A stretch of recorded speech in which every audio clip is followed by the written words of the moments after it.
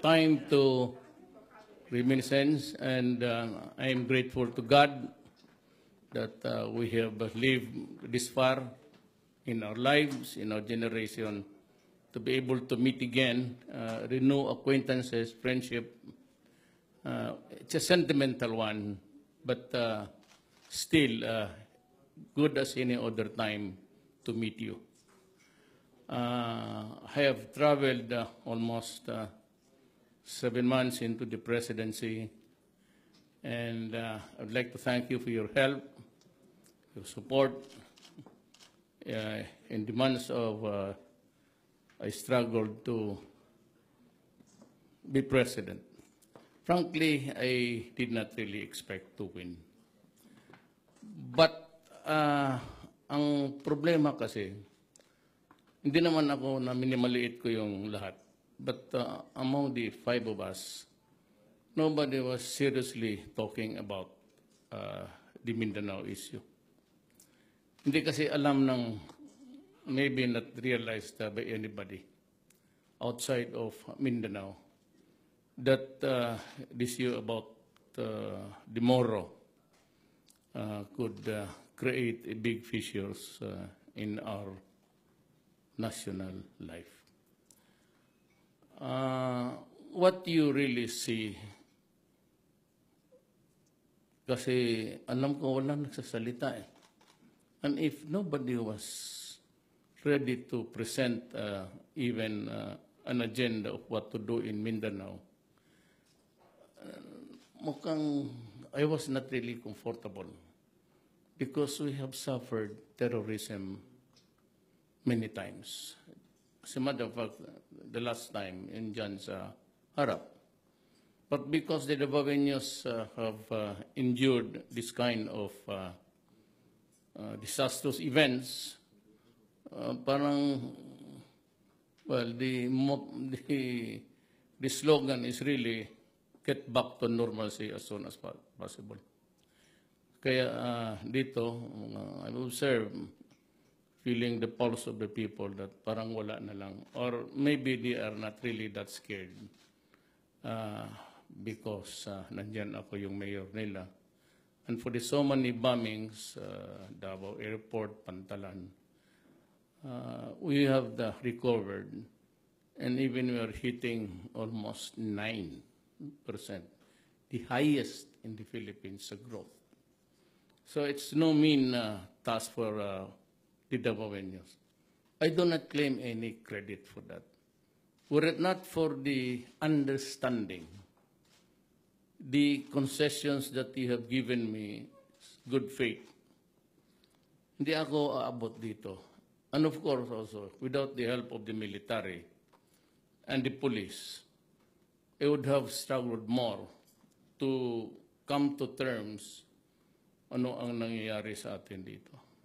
So back to Mindanao, what you maybe saw or seeing now, at least a part of the population, sa Moro, is the Moro nationalism. And that is really because long before Magellan landed in Leyte, bringing with him Christianity, Mindanao was already Islam. Sabi nila to the Moro scholars about 1 century. But I've had the chance to visit Malaysia. At I requested for some time to go to the archives of government. I would place it about mga 70, 60. The entire subjugation sa mga tao dito. And that is why when the Spaniards came to conquer Mindanao, but without bloodshed, pati ang Amerikano, with so many massacres along the way, yung sakit sa puso nila, hindi talaga natatanggal yan. Nandyan yan. It would be foolhardy to really say that it's just 1 century ago. What do we care about? No, it's a deep, deep wound that refuses to go away. Ngayon, inabot tayo because ang delikado kasi dito is not really the armed Moro. Para sa akin, wala yan. I mean, we can go into a massacre also, and the problem is walang mangyari kasi kung violence lang perpetuate mo, it would become a vicious cycle. And it would never end. Just like what is happening in the Middle East. It was really now a product of the imperialism, the colonialism. Just like what is happening here. Kung hindi sila pumunta dito, maybe by this time, we are all Islam or whatever it is. But at least there is always a God universally for all of the peoples in this planet. Ang sinabi ko lang, mahirap i-deal ito because, just for example, the fishermen. Yung massacre doon sa Sibugay, somewhere, Coron, pumunta doon, maraming mangingisda yan, medyo malaki ng konti, yung may mga trapal.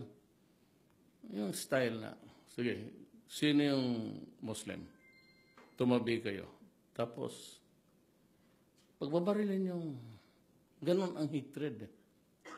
And like sa Mensaya, parparahin mo yung, no guys, do not be so sensitive about these things, no? Because my mother, ang mama ko is a mestiza Maranao, Chinese.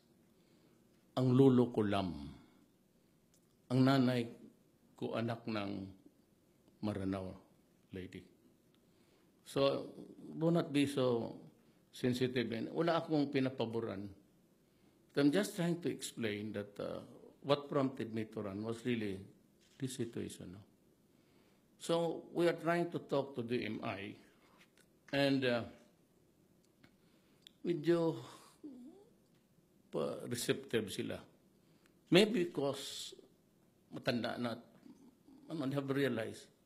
But the problem is every generation produces another set of leaders. The old ones, sila Murad, Japar, and even Noor, is ready to talk, but concessions. Itong mga bago ngayon, and that what scares me, are the scholars. And there are Arabs now in the area of Zamboanga, Hulo, and papuntang Lanao. And itong Maote, we suspect that they have pledged the allegiance to the ISIS. Nagbibidahan yan sila. They are trying to outbid each other dito sa Malaysia pati sa Indonesia. Kung sino yung pinaka-brutal at nasusunod yung parang style talaga nila, the culture of violence, para sa kanila, yun ang dapat bukang chapter na Lions o JC chapter, ganon dito. And they are showing really the brutality. Now we are now faced, that's why I said, I decided to run. Walang nasita. And of course, corruption. Well, run of the mill that we will take care of government, but nobody was really there on the stage with a rage. Walang para sa hindi ko nakikita, yung ayaw ko pang tumakbo, wala akong nakikita na talagang galit sa korupsyon. Yung nagbumur, ninyo, sige, bakit ginagawa ninyo ito sa amin? So yan ang ano ko. Then I decided one day, doon to my dismay, ayaw ko, marami man kaming abogado dito. But I do not really agree with the Supreme Court, yung sinabi nila na si Grace Po, Pilipino. Because for one semester, pinag-aaralan namin yan sa College of Law. na the only way you can be a natural born is paglabas mo sa womb ng nanay mo. Pilipino ka. Pabalik-balik yun. So I cannot imagine how the Supreme Court arrived at that ridiculous of adopting a treaty or agreement, giving now the foundlings the citizenship of the country where they are found. So, hindi namin makuha and many other decisions of the Supreme Court, which I really take a stand. Hindi ko maintindihan kung bakit gano'n. So doon ako, actually that was the moment when I said, akong ganun, tatakbo na lang ako. But I have nothing against Grace. She's a fine lady. I knew her sometime. But yung sinabi niya na hindi kami nag-usap kami. Nakalimutan lang siguro niya na may kinukuha ng buong yung aid ko. Conversation namin sa bahay ng mutual friend namin, na mutual friend ni Sunny rin, pati akin. Doon sa kay Berna. So, hindi totoo yung... Pero nag-usap kami, parang tinatansya ko lang, wala silang okay, we will take care of that. But nothing from doon sa iba na yung may galit. Kaya nung nanalo ako, I made my stand. I just made, alam ko, politiko ako. I've been your mayor for 23 years, your congressman, your vice mayor. Hindi, bula yung mga gano'n na you make a monologue in front of people that will take, tapos itong infrastructure. It's an annual implementing. Whether you like it or not, nandyan yan. So, but you have to take care of the other issues. Kaya nung nagsalita ako, sabi ko, I will stop corruption. And I will do it. Pati Brad ko dalawa talagang pinatalsik ko. Basta sinabi ko, umalis kayo. Brad ko sa law school. And a host of LTRB. Basta ring regulatory bodies. Puro corruption yan. The least that the government interferes, the better for all of us. I'm trying to minimize, but the next target, which is really urgent, yung police. Saan ba si Rod? John Garcia? Alam mo kasi, whoever really amended the law, alam mo, was a very stupid general. Kung sino yung... Talagang stupido. Yang SP1, SP2, hindi ko talaga maintindihan kung ano yung yawa na yan. Pag sinabi SP1, SP2, SP3, tapos police inspector, senior police, ang mga tao, until now, pati ako presidente, pag sinabi SP1, ano ba yung katumbas dyan sa, magsabi, ano yan sa Lieutenant Colonel, ibalik ko yan, periodic na, kaya mag-upo ka na doon sa, you sit down there and review the police act. Ibalik mo lang, Rod. Sabihin mo dyan sa crime, ibalik lang yung police first class, constable, tapos sergeant. Bantay ka, kung hindi ka magpunta doon. Kami naman ni Rod, actually, kasama sa class 61, maniwala ka. Ako, to expelled, ito talsik, ako talsik. Pati si Tamano, apat kami pumunta ng Holy Cross of Digos. Tanginang yan. Pero nakagraduate kami. Siya pumunta sa police and to become a general. Believe ako. Yung si Tamayo naman, naging barangay captain for ayaw na ata eh. But dinahanap ko na Rudy kasi magkasabay yan sila eh. Dumating. Kami ni Tikboy ang kasabay. Sa pumunta doon sa mga Brothers of the Sacred Heart. Kaya hindi man dito, pero sabi, ayaw talaga yung buang, sabi ko, ilang reunion niya.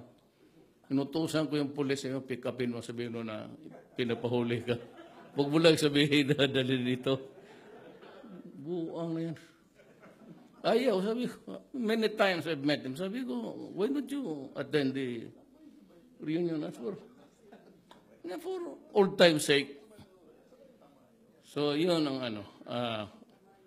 I just promise, stop corruption, droga, which is really the source of a controversy, which I would not want to talk about because it has generated a lot of emotions there. And it goes into the core of our religion that has to be fixed yet. Pero itong kay Marcos, di ba sa debate, we were asked, I think it was in Cebu, would you allow the burial of Marcos if you win? There were two of us who said yes. Ako, pati si Binay. Yung tatlo, si Grace pati si Santiago, ayaw nila. Lahat ng pangako ko sa inyo, tinutupad ko talaga. I'm hard on corruption, sabi ko. As a matter of fact, in the olden days, you know, it takes you about 2 to 3 years to get your papers from the departments. It could be the DENR, DAR, or whatever. Ngayon, limit kami. It's just a self-imposed rule amongst us, cabinet. 30 days. I would like to also change the scenario dito sa local. Dito yung panahon ko, 3 days. Business permit, electrical permit, 3 days. And, you know, pagka hindi ko kasi ginawa yan, I do not think that I would have really succeeded by the time if I get to live by the grace of God, kung buhay pa ako. Hindi ko tingin ko ay kung really, may ginawa ako para sa bayan ko. But if I could just change sa local government, kasi dyan ang corruption na marami. Dito sa taas, maasahan ninyo, wala yan. As clean as it could ever be.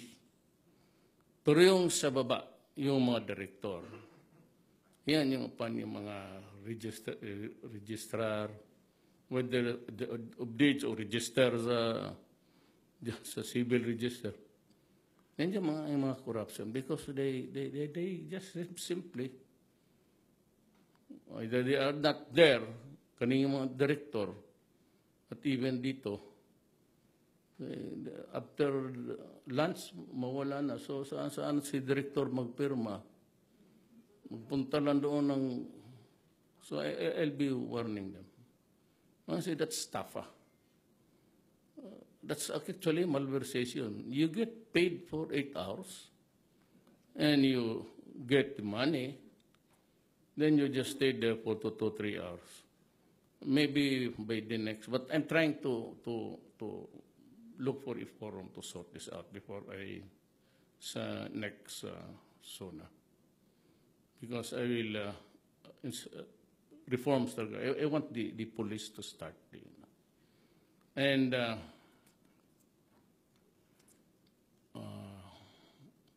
limit yung regulasyon. Gusto ko tanggalin yung regulasyon. Basta bayad ka lang sa akin, BIR, okay yan, kasama ko sa dormitory. Dulay is from Baguio. He's good. Paildon is, how is his honey? Also good? Well, you know, Paildon is not really a lawyer. He has to grapple his way sa trabaho niya.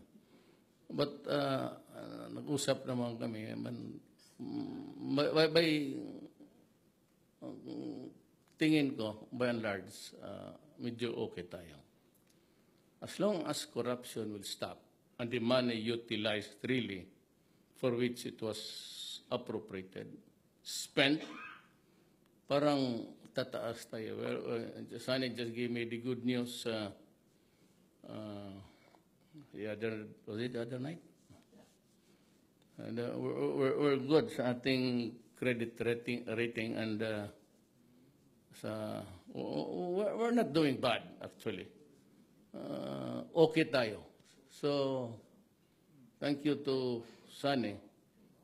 Talagang ito yung expert sa pera, palimbasa, may-ari ng hotel.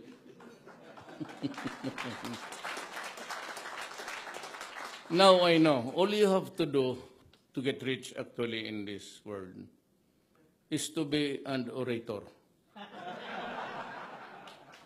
Siya yung nanalo ng Voice of Democracy during our time, national. Kaya no wonder he got his pockets full of money. Kami naman mga 75. Kaya nga, that is a joke actually. It's really true. Tugade is bright. He's a billionaire. Bilyonaryo yan. And was our valedictorian sa San Beda. Bit Aguirre cum laude. Rudy Salilima sa IT, sa cum laude yan. Sa klase namin. Si Bambit Mendoza, yung Justice ng Supreme Court. But dalawa yan sila, magka-classmate, tapos magka-brad, but different journeys sa destiny namin. One was appointed by Noynoy, the other one was appointed by Arroyo. Pero okay yung klase namin. Puro bright talaga yan. Of course, Pernia is a professor emeritus. Then you have Briones. She's really very bright. Tigualo, ex-convict. Ayaw niya patawag ex-convict. Ex-convict yan. Tigualo, si Mariano, Lisa Masa. Puro nakulong yan ng Marcelo. Kaya ko dyan mga ex-convict. Ibasco. Maraming priso dyan. But I said, it's a good sounding board. We get to hear from the left, from the right. Kung ano lang yung tama, yun. It's not really coming from the right or from the left, but we decide what is really to the best interest of the Filipino people.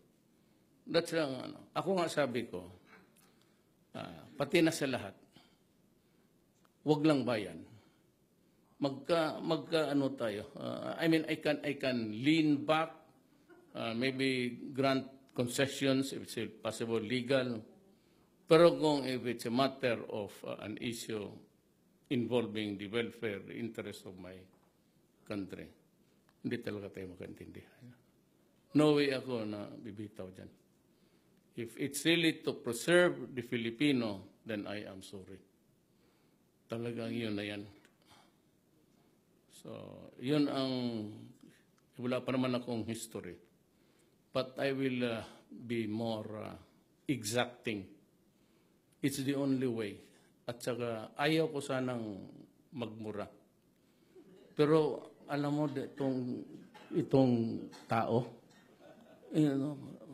para pag hindi mo pinutang ina.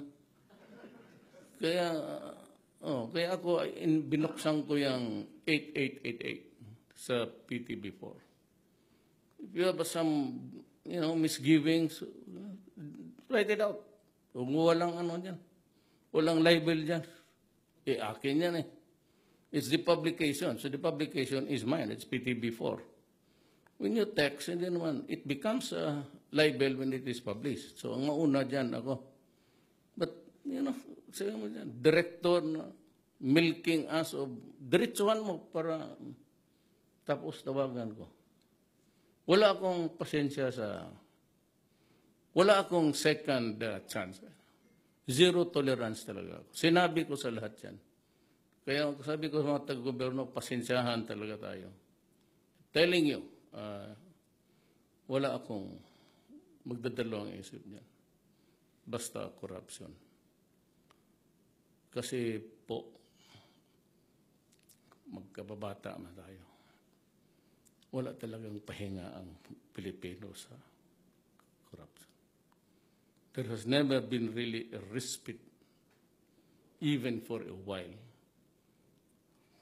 Administration after administration after administration. Either it's in tax deduction, allowances and everything. Kaya sabi nila ako, but I'm not trying to offend anybody. There will be no special favors. Lalo na sa mga mayaman. Hindi talaga ako bibigay yan. Maybe for the small guy, kung sabihin mo lang na, kaya yung mga, kaya nakalahat abroad. Kita mo yung customs. Tayo, mga mayor, lusot, sa saludo pa yung mga yawa na yan. Pagdating doon sa yung mga biyahira, ilang bilis lang man yan. Tapos pahirapan, lagay sa kanto. If they're in the corner, not moving, it's money. Kasi wala namang nasabi na huli. Kaya dito sabi ko, ito ang mensahe sana na gusto ko, pati sa simbahan. You tell the faithful to be assertive ang Pilipino. They must insist on the rights.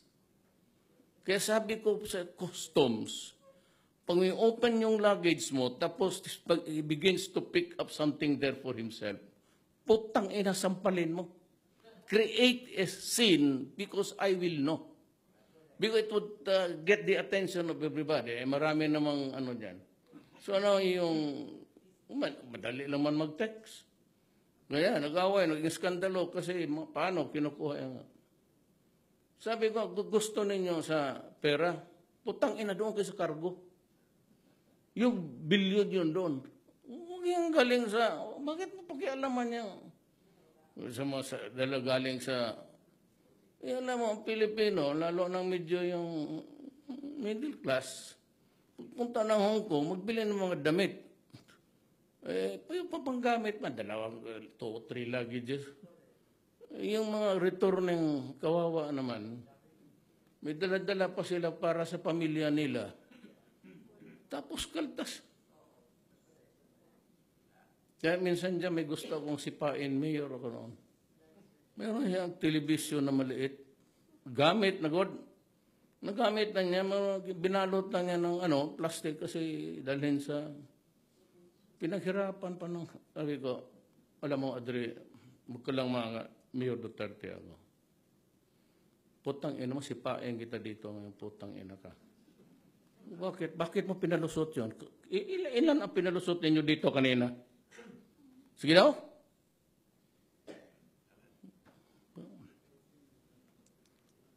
Ang siya ngayon, wag na lang ako, not so much, wag na lang yung, ayaw ko sa, I do not really want to quarrel with the church. But ito lang sabihin ko sa inyo, even Sunny, even Gary, how long did it take you to earn your first million? Sige daw.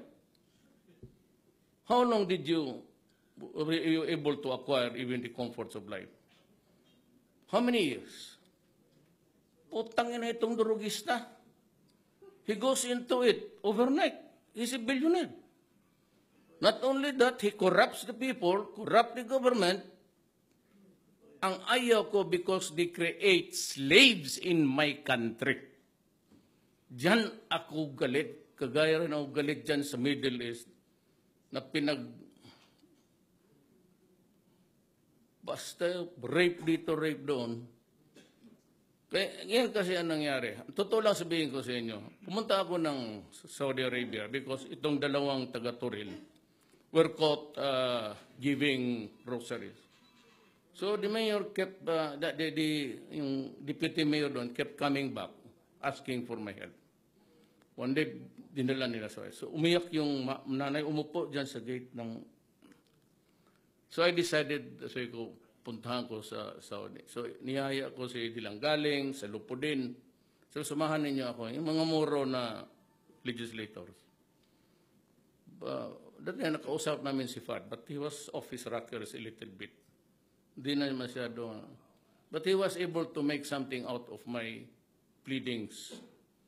So, binalabas. Pero sabi nung advisor, maybe you'd want to talk to your counterparts sa parliament nila. Yung parang security, in charge with security. Sabi niya, something to say to you. Pipunta ako. Sabi niya, alam mo, Congressman, ang Arab culture, hindi Muslim, hindi Muslim, Arab culture. Especially yung mga medyo ignorante pa. Kung baga sa Riyadh, hindi city, hindi masyado yan. Pero kung na-assign ka parang Kalinan, Mungkayo, Nabunturan, I mean, whether you are bought from the slave markets of Africa and the Middle East, or you are paid as a helper, kasali na dyan ang paggamit ng babae. Ayaw kong sabihin yan publicly because lahat ng mga lalaking nandito na iwan, naturiri. Makaisip niya, kung sabihin mo yan, maisip niya araw-araw ginagamit yung asawa niya. So, he resorts to forget inom or drugs. Ang ayaw ko rin dyan, kasi yung isa nasa Qatar, ang asawa, yung isa naman nasa ng ibang magkahiwalay pa. And they work their ass to death. Pagkamatay ng trabaho, remit the money, nila na nag-aral yung anak nila. Alam mo, 1/3 ng mga anak ng OFW, anak ka ng puta, drugs. So, what happens now to this sacrifice? Yung nanay, hinindot pa doon, magtrabaho pa, magbigay ng sweldo, tapos ganun ang gawin mo. Kaya iyan ang galit ko. Never mind about yung wag na in this case. That's my moral. I will bring it to my grave. But may rage ako. Kaya, wag ka talagang magkamot. Pag sinabi kong wag. Bakit ito sa Davao? Mayroon. In trickles, at kaprangkahan ko kayo, yung nangyari dyan sa Turil. There were 13 of them actually. Yung dilatad ko doon, but 6 lang. Yung iba tinapon ko lang. Puta, imagine kapag dating namin doon, kagaya ng sa San Juan, 1 tonelada, kung ako ang nandoon, hindi ko ipahuli yun. Dalhin ko sa likod doon sa apartment, lagyan ko ng sterilizer, pagbabarilin ko. Totoo. Gawin nila pa, mag-1 tonelada, pag inabutan ka, talagang papatayin kita.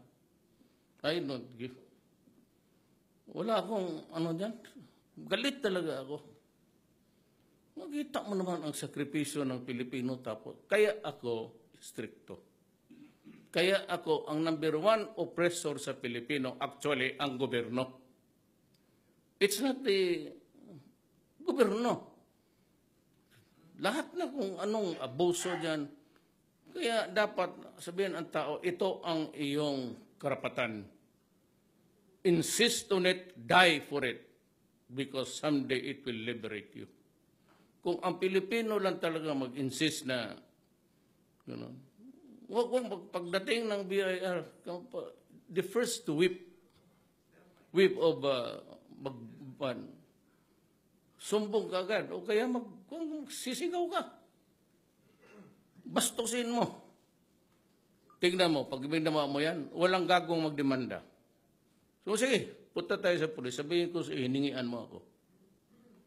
Ang akin is just pay the correct taxes para ma-happy si Dominguez, magkontento, because I have to, but you can be very sure, ang inuna ko dito yung look at the budget. It's agriculture, education, tapos skills training, small and medium scale industries. Wala, sabi ko, unahin natin dito sa baba. It's not, I do not know if you believe in my sincerity. Some say it's just a pretended sentiment. Whatever. Politiko yan, gano'n lang. Never mind about what I feel. Just do what I want for my country. Hindi na ako babalik dito. It's 6 years straight. Then I go to hell or heaven, depende na yan sa how I talk to God. Di naman nila. Kasi daw kulungog ako kay I talk to God sa aeroplano. Di ganito na lang, baliktarin ko. Kung totoo, baliktarin ko. Kung ang Diyos ngayon ang nagipag-usap sa akin, anong gawin ninyo? Sabihin nyo, si God, medyo may sira rin ulo. Wala, libang ka. After a long haul, galing Laos, you ask me a stupid question. Have you resolved to stop throwing out epithets and curses? Stupid. O Rod, mabuhay ang PNP. So that is all for tonight. I'm still waiting for the arrival of Tamayo. But hamunin ko kayo. Kaya po tayo, Rodin, nag-umpisa na. Mag-ubos tayo na tag-2 boteng whiskey, complimentary sana. Pero ubusin natin, ha? Per table. Wala na. Yan lang ang survivor.